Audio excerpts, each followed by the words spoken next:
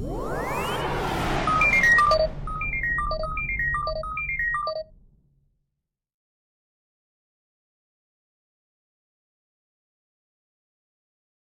guys.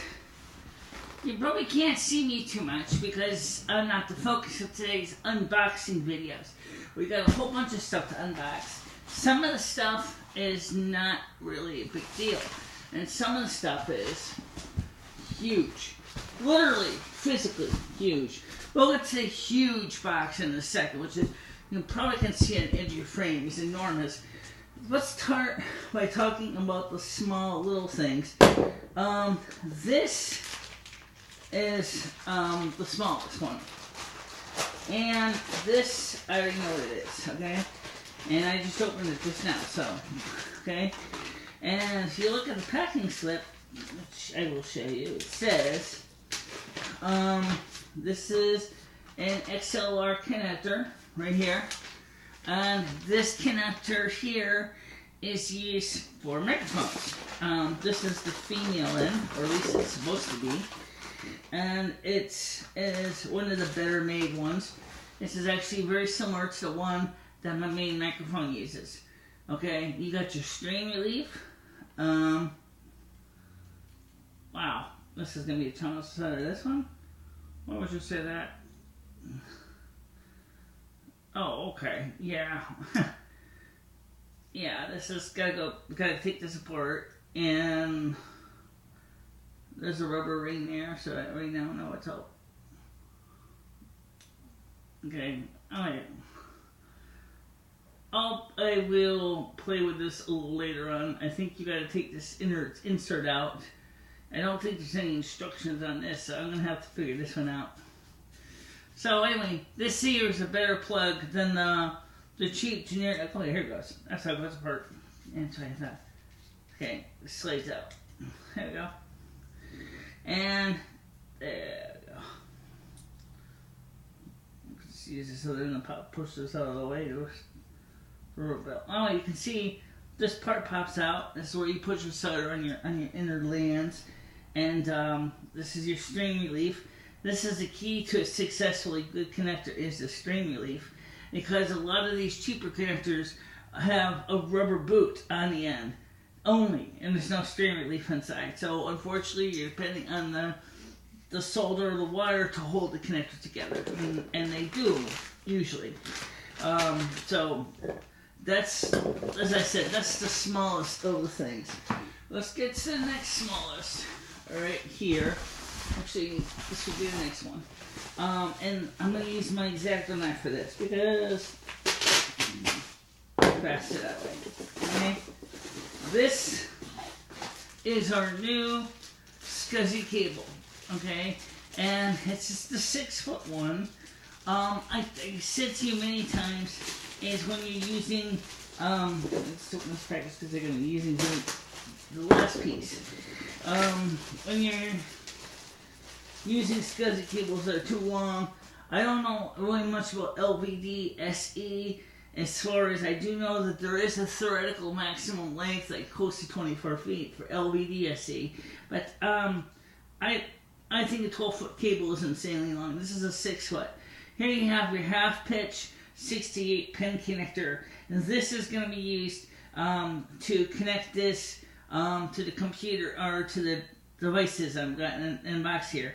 And this here, this VHD CI 68 pin connector, is the part that's going to connect to my SCSI card on my two computers. Both the Linux machine and the PowerMac G5 are using the same type of SCSI cable, so connectors. So it's in both are LVD-SC.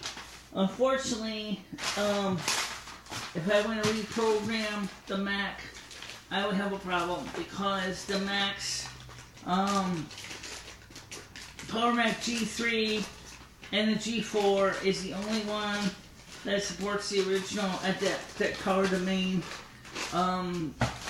SCSI configuration software. And because of that reason, because the Mac is not working anymore, it's not going to do what you expect.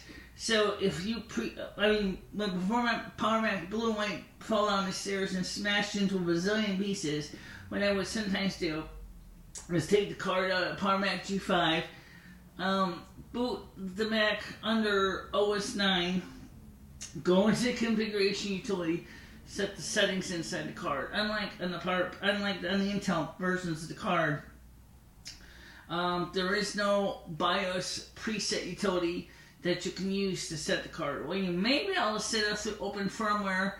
I've never seen anyone do it, so I don't know how. So let's leave it at that for now. Now, last piece. Now this one feels kind of heavy. I think this is my phono preamp, and I wanted to talk about this because I kind of miss my Garage turntable a lot, because my Garage turntable is a record changer, so I can pile records on it, and yes it is. Okay, so let me just open this up here, and I can answer a couple questions for you too at the same thing. Now, the last pile device I bought was my PDMake one, which was, putting it bluntly, was a piece of crap. Alright? So, here we have the, this is a moving magnet or IAA preamp. Now, the first thing I noticed from looking at it is, obviously it's in a metal box to prevent shielding.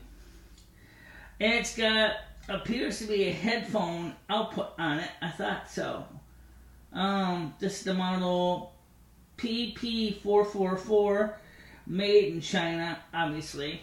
And it doesn't, some of these have the ability to adjust the level. This doesn't have that. It has an earthing screw. This has a 12 volt DC power input adapter with it. And if you want to use this, if you got a ceramic cartridge, I'm going to show you a secret. Because this probably works similar to the way the SAF24 preamp on my old realistic amplifier does, with a ceramic input, using a 0.047 microfarad capacitor in line with the before the grid of the first 12 AX7. Whereas the moving magnet cartridge goes straight from the jack right to the grid. So, which means you probably can do the same thing here, and it's similar to what Big Clive talks about with capacitance droppers. And that's pretty much what this, how you probably would make this work with a ceramic cartridge if you're really insisting on using it with ceramic. I have a temporary other solution for that, but I will be testing this afternoon. Right at this moment, I don't have a way of testing it while I'm doing this video. The next thing, now, I've got to see if I can move this camera out further or switch lenses, because this next thing I want to show you is so colossally huge, and I am not going to be able to show you very easily at its current camera position. So let me just do that. Let me switch out this lens to another lens. And so I have the test curve here because I want to make sure I can get the focus dead on. So let me go get the other stuff so we can switch this lens out to another lens and we'll get this started.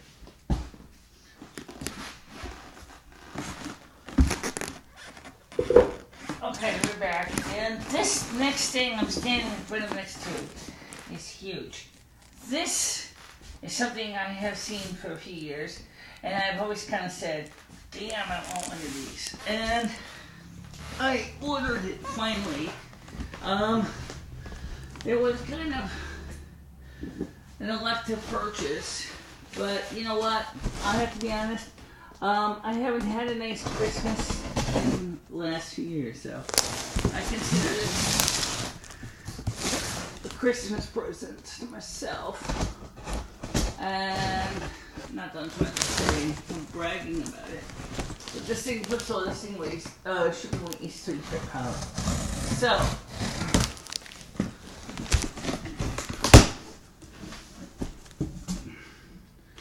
as I said, I haven't opened any of these boxes before now. So, what a mixed bag of packing material.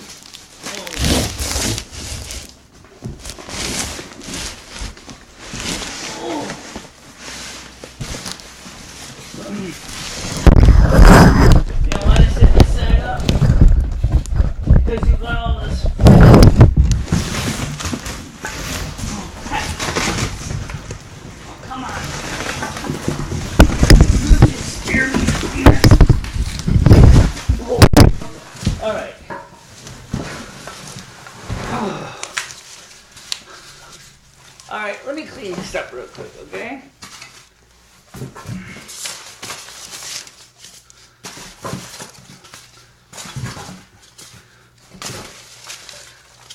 You know, in Connecticut, even though it's not a state law, these guys, as far as I'm concerned, these peanuts should be banned. I'm really serious when I say that. Because these things just get everywhere. Okay? So, there you go. And they are really bad for the environment. And they're bad for any children or pets. Particularly puppies. I don't have puppies, I have cats. But some kittens can be just as bad as puppies. So can toddlers and human toddlers. So you get into, wow. So it's going to be sweeping for a while. Oh, first of all, here's where it was a colossal waste for the company to ship it like this. First of all, this says they'll sort of recertified. We'll see.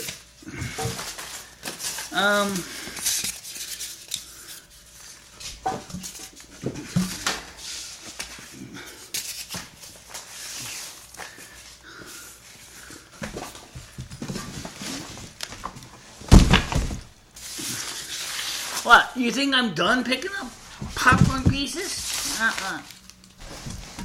Like I said, I bought this for myself as a Christmas present. I was originally going to buy these first before I bought the Pole Vault PV122T a couple of years ago. And I didn't because that at the time I was kind of just like now, I kind of ran out of money and I didn't really want to spend money to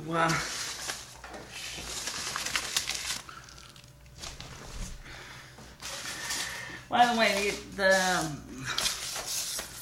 since I'm going to have to take all this other styrofoam crap off anyway, I'm going to take it off this rice so I can find where I put my utility knife. Because this is crazy. Is there any realistic good use for this stuff? Yeah, it burns good. In fact, it burns extremely well. Okay, so let me...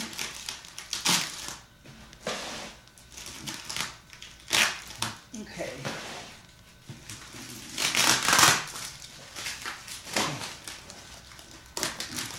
This guy probably spent close to $20 on packing material. He didn't even charge the shipping. Okay.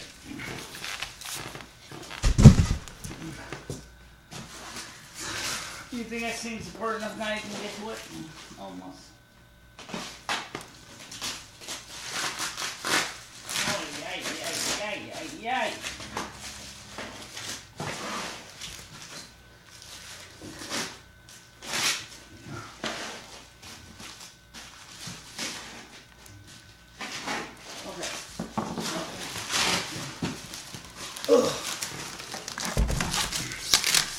Alright, so this is the Power Vault 120T DLT1 model. Okay, now, the first thing you're going to notice with it is there's a lot of wrapping. Yeah, still unwrapping it. Ugh.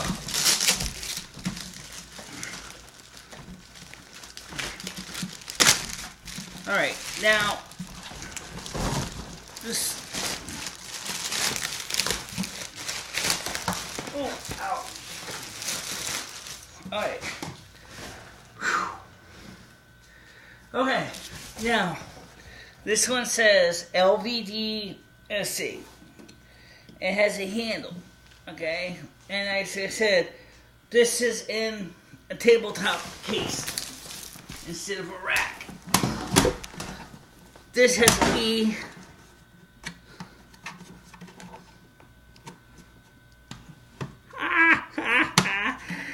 locked it on you.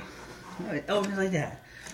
I don't even know who has a key. I got a key. I'm going to try to see it first. All right, so here we have our base. And you probably can or cannot see it, but let me switch towards the camera, see it better.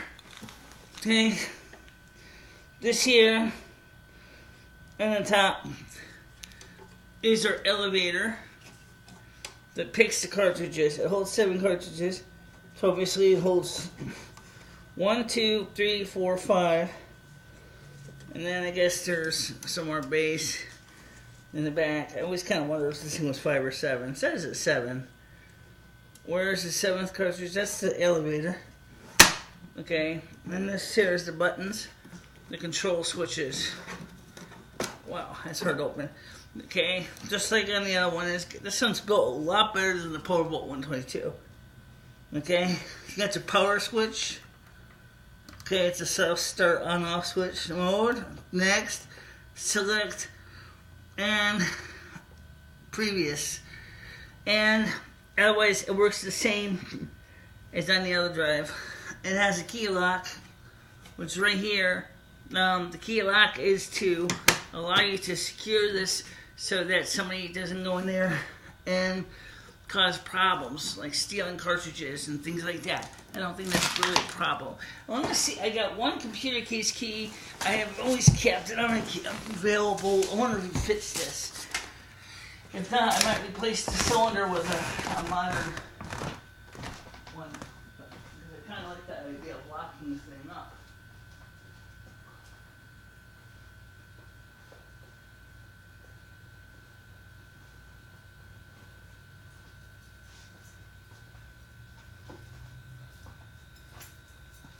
I don't know if this is the same key. This looks like this is a larger alarm system key, so, oh,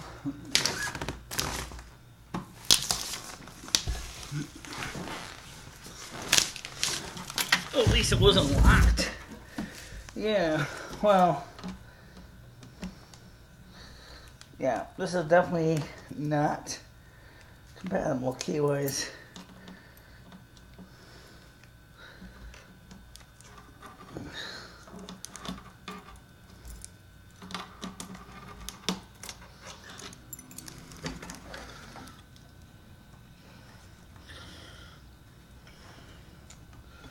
Okay, it's using the standard cylinder, so I could go ahead and see if there's a key available for it.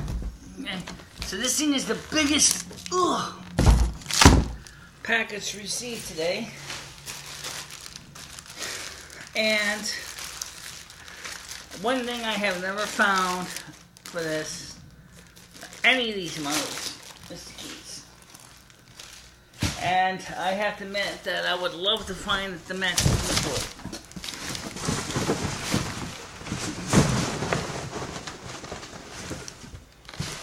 Alright, so I guess for now, that's about it. There really isn't much more to show you, except that this thing is physically, once it's out of all that styrofoam, is a bit smaller. And yes, I do have the manual for this. I guess this was not Dell's most popular seller, because if you look on the Dell website, you can't get the manual for this unless you go to Manual Hour or something like that. So, okay, so in here, you probably can see at the bottom here, there's a full height DLT1 drive. It could easily be removed if you really wanted to use this. It has the eject button right there, and it goes in like that. So,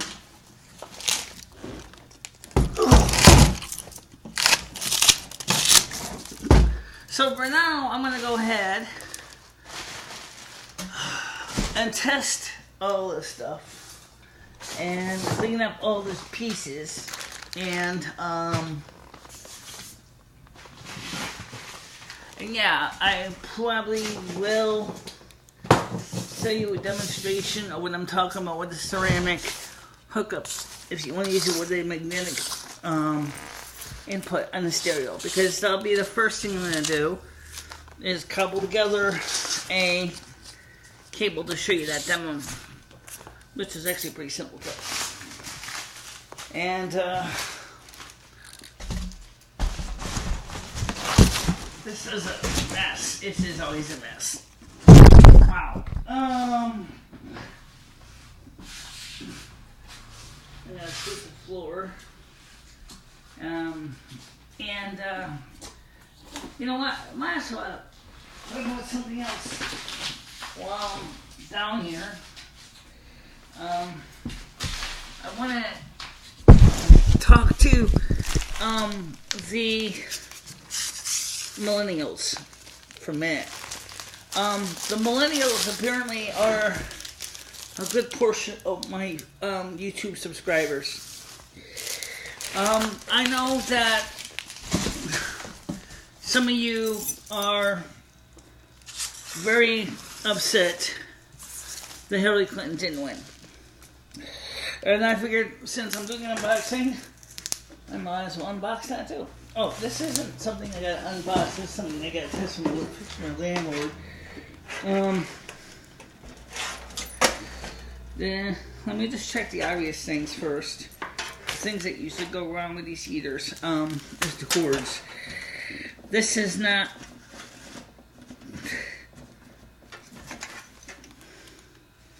There's a power switch. Yeah, okay. This is... Handle's coming loose. Yeah, screw's gonna be tightened. And, looks pretty clean. I don't know how many watts this is, but something tells me, oh, here it is. 1,500 watts. Okay, so I gotta make sure to unplug everything from the refrigerator to the studio lights working now, or I'm gonna blow a fuse. And I only have one fuse in my apartment, so just said it's one for the cooker. Okay, so anyway, back to what I was saying.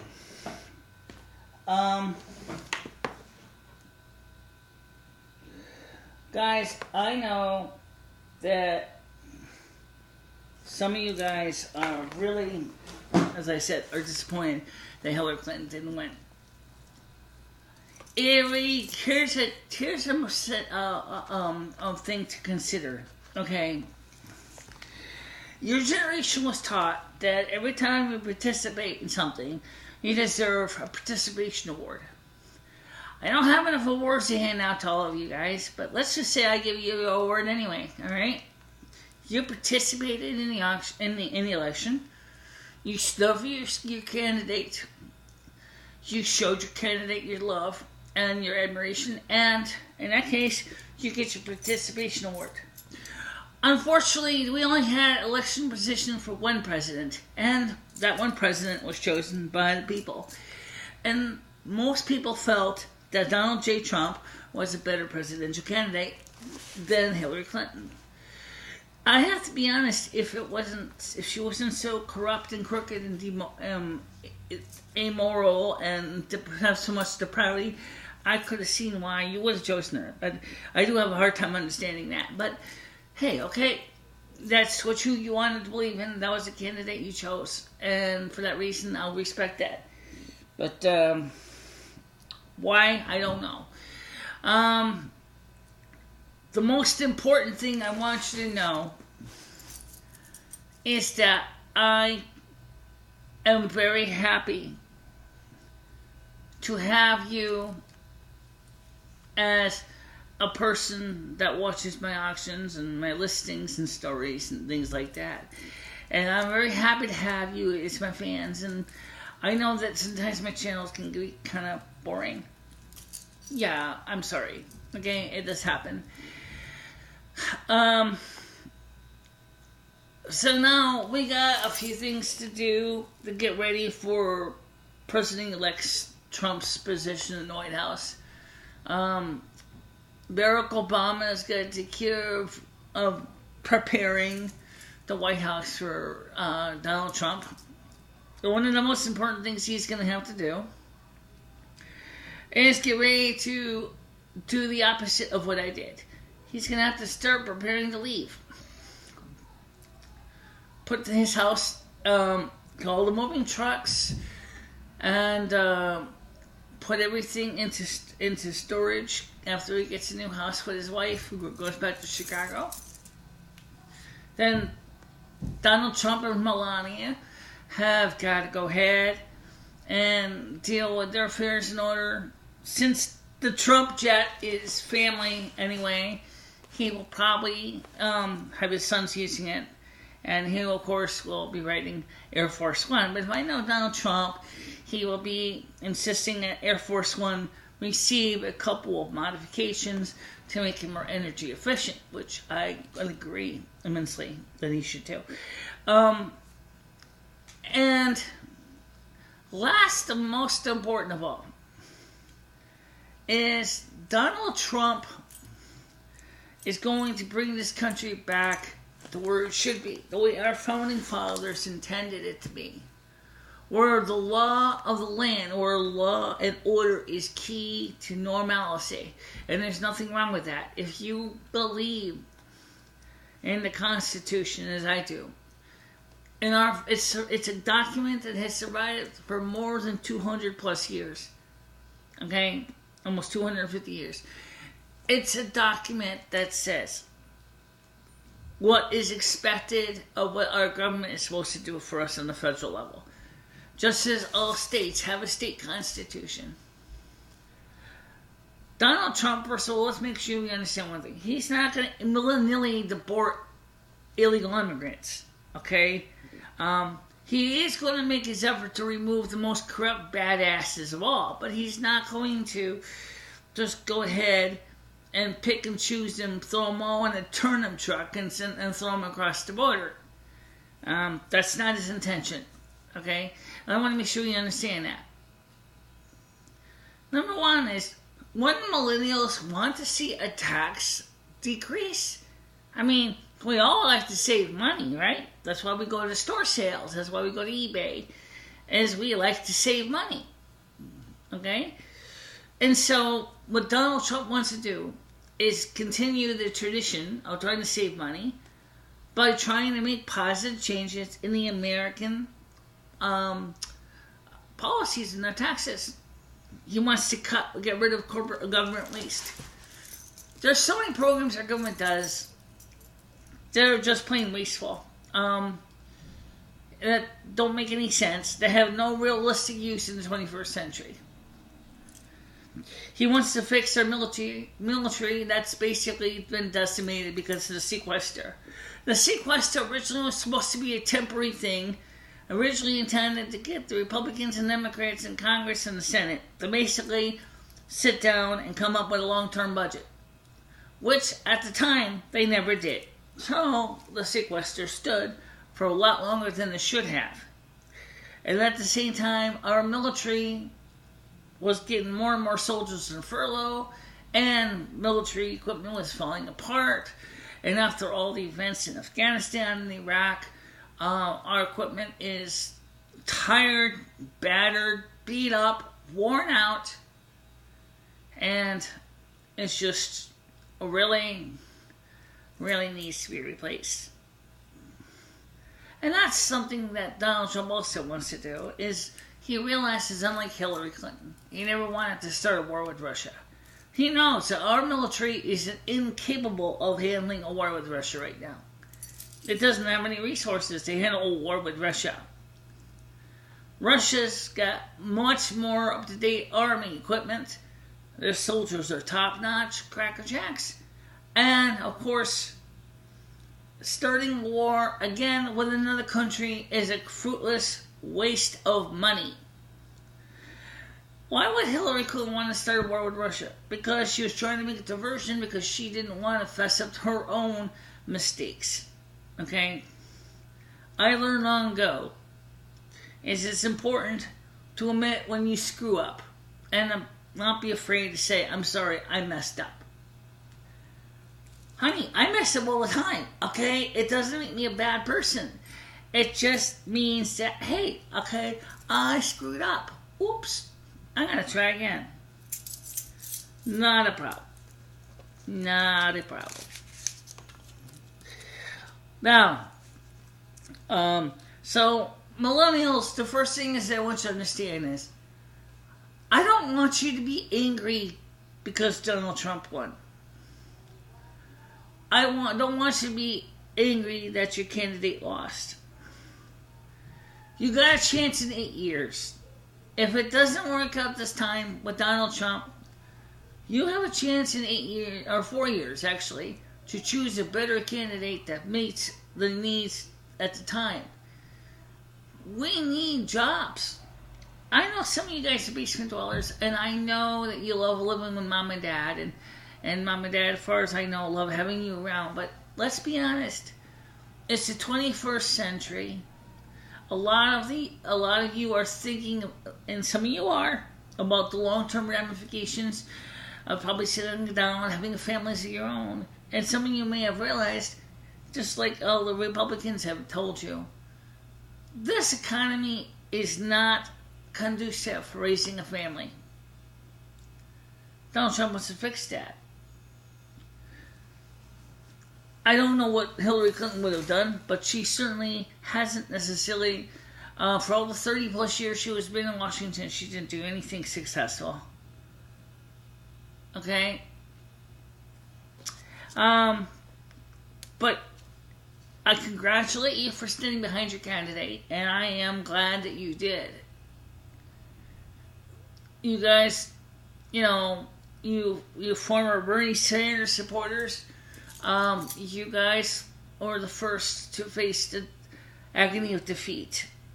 Okay, and I want to let you know that I am really, truly sorry for your emotional pain. Maybe now things will change. Maybe now we can finally get the United States government economy up, or we can finally do better things at our time. Maybe now. It's kind of neat. What is the key? Yeah. You guys did a good job. I'll give you an achievement award for that. But unfortunately, as a Generation Xers can tell you, we understand that you were never taught that there could only be one winner, because you were taught that everybody was special and everybody was unique and everybody can win all at the same time. Well, we were taught differently, and we were taught that, yeah, but guess what? The truth is we only had one presidential position. And so all the people who ran for that position, or was jockeying for that position, it's okay. It's okay. Maybe you may not believe me, but it's true. Be proud of all the things you have done. Be proud of who you are. Be proud of being an American citizen. Be proud of standing behind the fact that you give it your all. But just accept that, I would do the same thing. If Trump had lost, I may have been extremely angry at first. And I probably, would have been upset for a long time. But then again, it's just like when one team wins the World Series. I think it was the Cubs this year. The point I'm trying to say is the Cubs, so listen to that. As little I know about sports, especially what little I know about baseball, the Cubs has not won a World Series since 1946. And they did it. And they won the World Series. Okay? This time. I'll give the Cubs fans, the Chicago Cubs, a thumbs up. You guys did something good. Does that mean that all the other baseball teams that didn't get a pennant this year should be upset with themselves because they didn't meet the final criterion? No. Because it happens, okay? That's life. So, anyway, we got, I gotta finish sweeping this mess up, and plugging in this equipment and test it. And yeah, I am going to try to cobble an adapter because I'm not going to move my ceramic turntable right a second. Ouch. I'm going to make a quick, simple little plug-in adapter for this. An inline adapter to connect a ceramic turntable into this. Even though this is designed for impedance and voltage levels of magnetic. By the way, if you want to know what that is, that's about 0.5 volts. Oh, actually, it says right here. Input sensitivity is 3 millivolts at 50k ohms. Okay, now,